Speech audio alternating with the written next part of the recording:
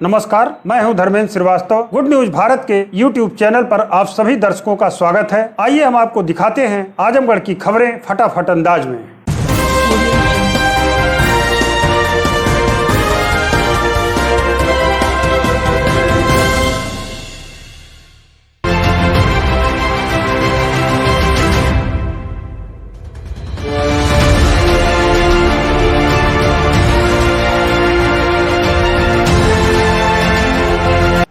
आजमगढ़ मंडलायुक्त ने एक रामपुर स्थित ऑक्सीजन रिफिलिंग प्लांट का किया औचक निरीक्षण, दिए आवश्यक दिशा निर्देश।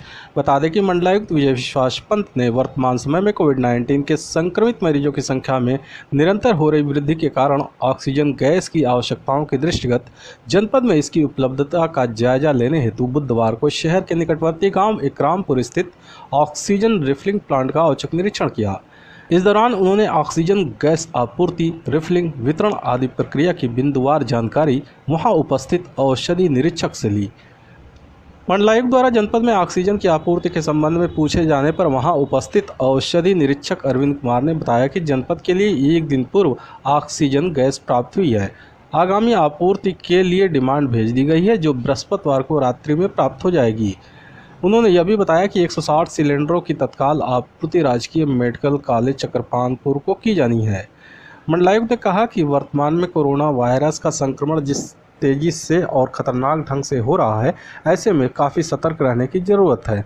उन्होंने औषधि निरीक्षक को सचेत किया कि किसी भी दशा में ऑक्सीजन सिलेंडरों की कालाबाजारी नहीं होनी चाहिए। यदि कालाबाजारी की शिकायत मिलती है तो उस पर तत्परता से एक्शन लिया जाएगा।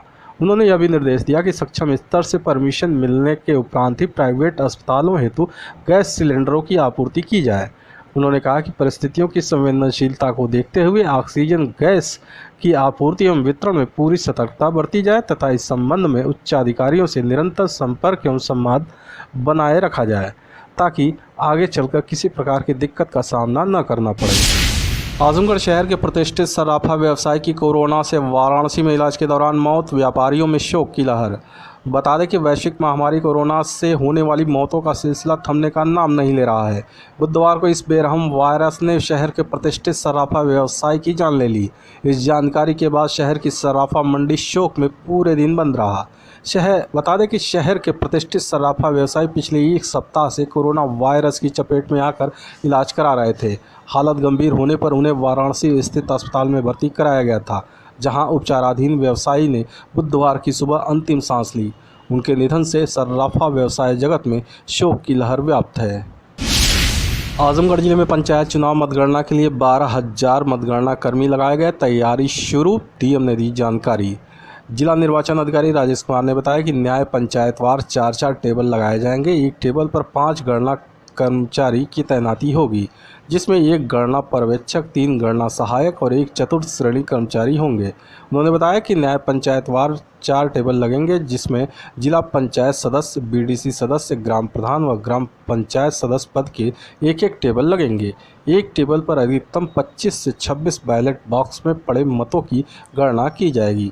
बता दें कि द्वितीय चरण में 19 अप्रैल को त्रिस्तरीय पंचायत चुनाव होने के बाद अब 2 मई को मतगणना की तैयारी शुरू हो गई है। वोटों की गिनती ब्लॉक से संबंधित अधिग्रहित स्कूल व कॉलेजों में होगी। प्रधान पद के 1858, बीडीसी सदस्य के 2104, जिला पंचायत सदस्य पद के 84 और ग्राम पंचायत सदस्य के 22,820 पदों के लिए हुए चुनाव में पड़े मतों की गणना 12,000 कार्मिक करेंगे। संभावना है कि 28 से 30 घंटे पे मतगणना पूरी हो जाएगी। आजमगढ़ जिले में नवरात्रि के अंतिम दिन मंदिरों में न के बराबर दिखी श्रद्धालुओं की भीड़। कोरोना प्रोटोकॉल के तहत हुआ दर्शन पूजन। बता दें कि वासंतिक नवरात्र में पिछले वर्ष जहां कपाट बंद थे, वहीं इस बार मंदिरों के कपाट आम जन के लिए खुले रहे, लेकिन आखिरी दिन प्रमुख देवी मंदिरों में भीड़ कम दिखी। जहाँ भक्त पहुँचे भी थे, वहाँ कोरोना गाइडलाइन का पालन किया गया। मंदिर की ओर से भी कोरोना से बचाव का पूरा इंतजाम किया गया था। शहर के मुख्य चौक स्थित दक्षिण मुखी देवी मंदिर, बड़ादेव स्थित देवी मंदिर, रायदोपुर स्थित देवी मंदिर में शारीरिक दूरी का पालन तो कराया ही गया, घंटा बजाने और नारियल फोड़ने पर भी प्रतिबंध था। घंटों को कपड़े से बांध दिया गया था।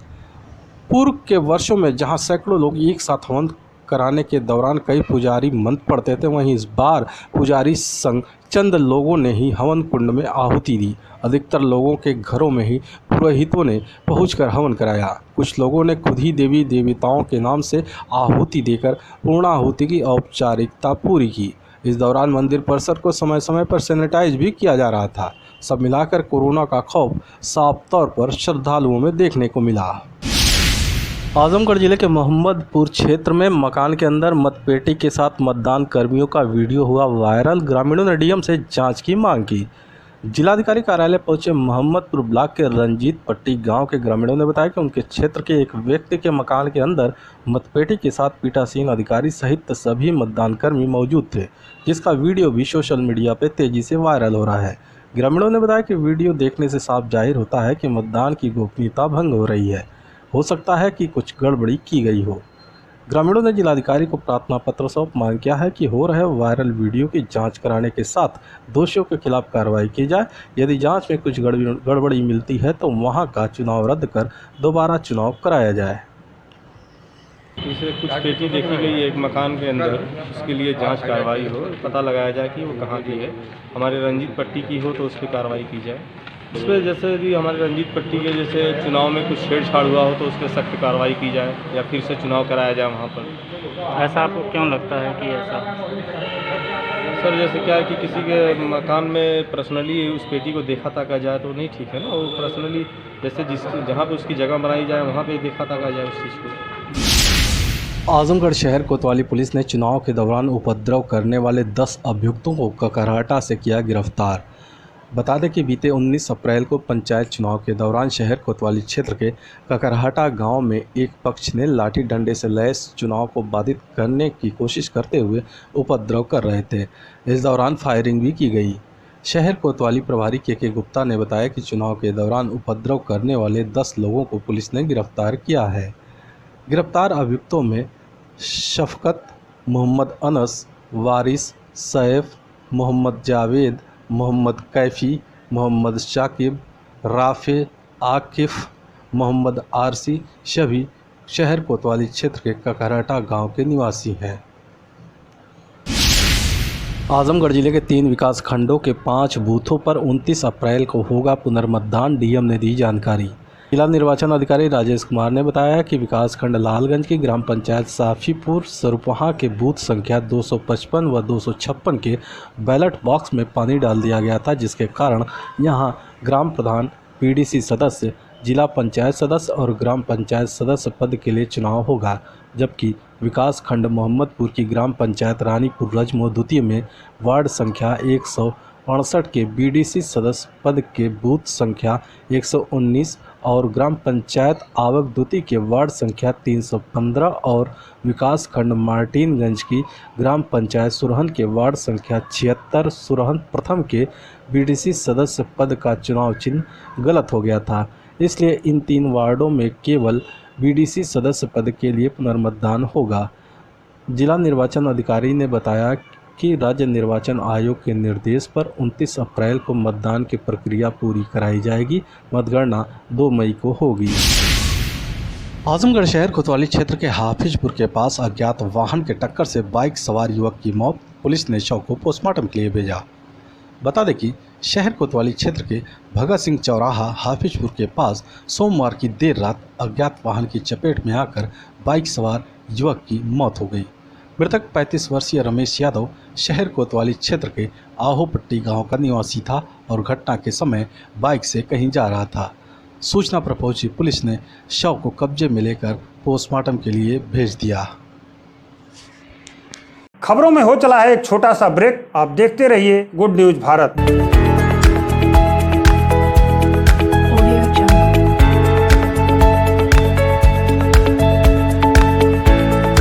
ब्रेक के बाद आप सभी दर्शकों का एक बार फिर स्वागत है। आइए हम आपको दिखाते हैं आजमगढ़ की खबरें फटाफट अंदाज में।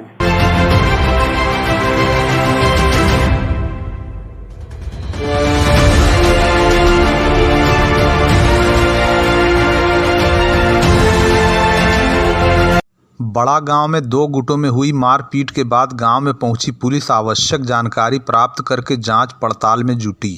कल मतदान के दिन बड़ा गांव में दो गुटों में हुई मारपीट की घटना के बाद जहां दर्जनों लोग घायल हो गए थे, वहीं सूचना पाकर गांव में पहुंची पुलिस ने आवश्यक जानकारी प्राप्त की और जांच पड़ताल आरंभ कर दी है। आपको बता दें, उपरोक्त गांव में मतदान के दिन ही जमकर बवाल हुआ था और दर्जनों लोग घायल हो गए थे। इसमें कुछ की हालत काफ़ी गंभीर बनी हुई है, जिन्हें CHC लालगंज से रेफर कर दिया गया था। सूचना पाकर गाँव में पहुंची पुलिस ने आवश्यक जानकारी प्राप्त की और जाँच पड़ताल आरंभ कर दी है। इस मारपीट की घटना में जहां दर्जनों पुरुष घायल बताए जा रहे हैं, वहीं कुछ महिलाएं भी काफ़ी घायल हुई हैं, जिनकी सूचना प्राप्त हो रही है कि उनकी हालत ठीक नहीं है।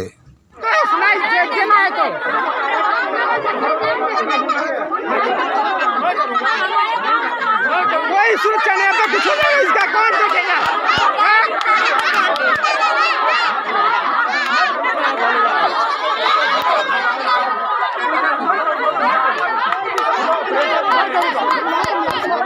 इनका तो 5-6 बच्चे हैं, वो कौन देखेगा? हाँ, कुछ हो जाएगा तो ये सब देखिए, ये सब। लालगंज में कोरोना विस्फोट। मंगलवार को 231 की जांच में 107 की एंटीजन किट से हुई जांच, 13 मिले कोरोना पॉजिटिव, मचा हड़कंप। लालगंज में कोरोना की दूसरी लहर ने अपना असर दिखाना शुरू कर दिया है। पंचायती चुनाव में 2 गज की दूरी की उड़ी धज्जियों के बाद आज मंगलवार को हुए कुल 231 टेस्ट में 107 की एंटीजन किट से जांच की गई, जिसमें 13 की रिपोर्ट पॉजिटिव आने के बाद पूरी तरह हड़कंप मच गया। सामुदायिक स्वास्थ्य केंद्र लालगंज के इंचार्ज डॉक्टर मनोज कुमार ने बताया कि आज मंगलवार को कुल 231 लोगों के टेस्ट में 107 लोगों का टेस्ट एंटीजन किट से किया गया, जिसमें 94 लोगों की रिपोर्ट नेगेटिव पाई गई, जबकि 13 की रिपोर्ट पॉजिटिव मिली। 90 लोगों का टेस्ट RT-PCR द्वारा किया गया, जिनकी रिपोर्ट 1-2 दिन में प्राप्त होगी। आज 34 लोगों की कॉन्ट्रैक्ट ट्रेसिंग सैंपलिंग भी की गई। CHC incharge doctor Manoj Kumar ने बताया कि आज 40 लोगों का टीकाकरण भी किया गया। उन्होंने बताया कि 13 कोरोना संक्रमित मरीज पाए गए हैं, जिनमें तरफकाजी का 1, पकड़ी खुर्द का 1, देवगांव का 1, खरगपुर का 1, असवनिया ग्राम का 1, लालगंज का 1, मूर्खा के 2, रेतवा चंद्रभानपुर के 1 मरीज के साथ सोफीपुर से 4 मरीजों की रिपोर्ट कोरोना पॉजिटिव प्राप्त हुई है, जिनके घर के आसपास सील करने और सैनिटाइज करने की प्रक्रिया आरंभ कराई जा रही है। सिहुका अबीरपुर गांव निवासी एक युवक पर अज्ञात लोगों ने धारदार हथियार से हमला करके गंभीर रूप से घायल कर दिया। युवक के शोर मचाने पर जब लोग वहां पहुंचे, तब तक हमलावर मौके से फरार हो चुके थे। युवक को तत्काल वाराणसी लेकर इलाज के लिए भर्ती कराया गया, जहां उसकी हालत काफ़ी गंभीर बनी हुई है। प्राप्त समाचार के अनुसार सिहुका अबीरपुर गांव निवासी 19 वर्षीय रूपेश कुमार पुत्र रामावध सोमवार की देर शाम पिता के साथ खेत में गेहूं की फसल की कटाई कर रहा था। इसी दौरान उसके कुछ दोस्तों ने उसकी मोबाइल पर फ़ोन किया और बताया कि वो सिवान में बैठे हैं। उन्होंने रूपेश को पानी लेकर वहां आने को कहा। कुछ देर बाद रूपेश वहां पहुंचा और पानी की बोतल लेने के बाद लौटने लगा। इसी बीच दोस्तों ने कुछ देर बैठने को कहा तो रूपेश ने कहा पिताजी नाराज़ होंगे और वो जाने लगा। अभी कुछ दूर ही पहुंचा था कि किसी ने पीछे से उसकी गर्दन पर धारदार हथियार से हमला कर दिया। रूपेश के शोर मचाने पर उसके दोस्त जब तक मौके पर पहुंचते, तब तक हमलावर मौके से फरार हो गया। लहूलुहान हालत में दोस्त उसे लेकर घर पहुंचे, जहां से परिजन उसे लेकर वाराणसी चले गए और प्राइवेट अस्पताल में उसका इलाज चल रहा है, जहां उसकी हालत काफ़ी गंभीर बनी हुई है। घटना के बाबत पुलिस को तहरीर दे दी गई है। थानाध्यक्ष अरविंद पांडे के अनुसार मुकदमा पंजीकृत कर लिया गया है और घटना की जाँच पड़ताल की जा रही है। आरोपियों की तलाश में पुलिस सरगर्मी से जुटी हुई है। ऑक्सीजन और दवा के अभाव में लालगंज के व्यापारी की मौत से परिजनों और शुभचिंतकों में सरकार की गाइडलाइन को लेकर आक्रोश व्याप्त है। स्थानीय नगर निवासी 72 वर्षीय अरुण कुमार पुत्र अनंत प्रसाद की तबीयत 18 अप्रैल की शाम को बिगड़ने लगी। परिजनों ने प्राइवेट चिकित्सक को दिखाया तो चिकित्सक ने बताया कि ऑक्सीजन का लेवल काफ़ी कम है, इनको तत्काल ऑक्सीजन लगवाइए। परिजनों ने नर्सिंग होमों में ऑक्सीजन के लिए दौड़ धूप की, परंतु कहीं पर ऑक्सीजन नहीं मिल सका। एक चिकित्सक अपने यहाँ कुछ देर तक ऑक्सीजन लगाने पर राजी हो गए। ऑक्सीजन लगाने वाले चिकित्सक के परामर्श पर अरुण कुमार को सामुदायिक स्वास्थ्य केंद्र लालगंज ले जाया गया। सामुदायिक स्वास्थ्य केंद्र के चिकित्सक ने उन्हें कोरोना की जांच के लिए जिला चिकित्सालय आजमगढ़ के लिए रेफर कर दिया। परिजन रात में उन्हें लेकर जिला चिकित्सालय पहुंचे, जहां पर उन्हें अतरौलिया के लिए रेफर कर दिया गया। स्वास्थ्य केंद्र अतरौलिया पर कोरोना की जांच की गई। नेगेटिव रिपोर्ट आने पर उन्हें स्वास्थ्य केंद्र से मुक्त कर दिया गया। परिजन रात में ही उन्हें लेकर पीजीआई चक्रपानपुर पहुंचे। वहां पर चिकित्सक ने कहा कि यहां पर सिर्फ कोरोना के मरीजों को ही भर्ती किया जाता है, आप जिला चिकित्सालय लेकर जाइए। भाग दौड़ करते सुबह हो गई। 19 अप्रैल को सुबह जिला चिकित्सालय में भर्ती कराया गया, जहां चिकित्सक ने कहा कि इनको ऑक्सीजन की आवश्यकता है, यहां पर ऑक्सीजन उपलब्ध नहीं है। जहां पर ऑक्सीजन उपलब्ध हो वहां इनको ले जाइए। परिजन उन्हें कई नर्सिंग होमों पर संपर्क किए और सभी ने अपने हाथ खड़े कर लिए। परिजनों ने उन्हें एम्बुलेंस की व्यवस्था करके वाराणसी ले जाना उचित समझा। वाराणसी पहुंचने पर भी कोई नर्सिंग होम भर्ती लेने को तैयार नहीं हुआ। भाग दौड़ में दवा और ऑक्सीजन के अभाव में अरुण कुमार की मृत्यु हो गई। सरकार की गाइडलाइन के चलते नर्सिंग होम या सरकारी अस्पताल में किसी मरीज को भर्ती नहीं किया जा रहा है, जिसके कारण पता नहीं कितने लोग दवा के अभाव में रोज मर जा रहे हैं। अरुण कुमार के परिजनों और मित्रों ने प्रदेश सरकार का ध्यान आकृष्ट कराते हुए दवा और ऑक्सीजन के अभाव में बिना मौत के मर रहे लोगों को दवा, ऑक्सीजन आदि की उचित व्यवस्था करके अनावश्यक मौतों को रोकने की मांग की है। देवगांव पुलिस ने अभियान चलाकर इंजीनियरिंग कॉलेज तिराहा नाऊपुर के समीप से बिना मास्क लगाए लोगों से वसूला 1500 से अधिक का जुर्माना। कोरोना महामारी से बचाव के लिए सरकार ने सैनिटाइजर का प्रयोग 2-4 घंटे पर साबुन से हाथ की धुलाई के साथ 2 गज की दूरी, मास्क है ज़रूरी अभियान के साथ कोरोना महामारी को दूर करने के लिए प्रशासन अब पूरी तरह सक्रिय हो गया है। आज इसी क्रम में शासन से प्राप्त निर्देश के अनुपालन में पुलिस विभाग द्वारा अभियान चलाकर पैदल, मोटरसाइकिल तथा 4 पहिया वाहनों पर सवार जो लोग मास्क का प्रयोग नहीं कर रहे हैं उनसे जुर्माने के रूप में 1500 रुपये की वसूली की गई। देवगांव कोतवाली के उप निरीक्षक रंजय कुमार सिंह इंजीनियरिंग कॉलेज तिराहा नाऊपुर के समीप अभियान चलाए और 15 लोगों से 1500 रुपये से अधिक की वसूली की गई तथा सभी को हिदायत दी गई कि यदि आगे बिना मास्क लगाए पकड़े गए तो अब ऐसे लोगों से 10 गुना अधिक की जुर्माना वसूली की जाएगी। उन्होंने कहा काफ़ी अधिक मिल रहे कोरोना पॉजिटिव मरीजों के फलस्वरूप अब पूरी तरह कड़ाई की जाएगी तथा बिना मास्क के चलने वाले लोगों के विरुद्ध कठोर कदम उठाए जाएंगे ताकि इस महामारी पर शीघ्र काबू पाया जा सके। उन्होंने कहा कि अब लापरवाही कतई बर्दाश्त नहीं की जाएगी।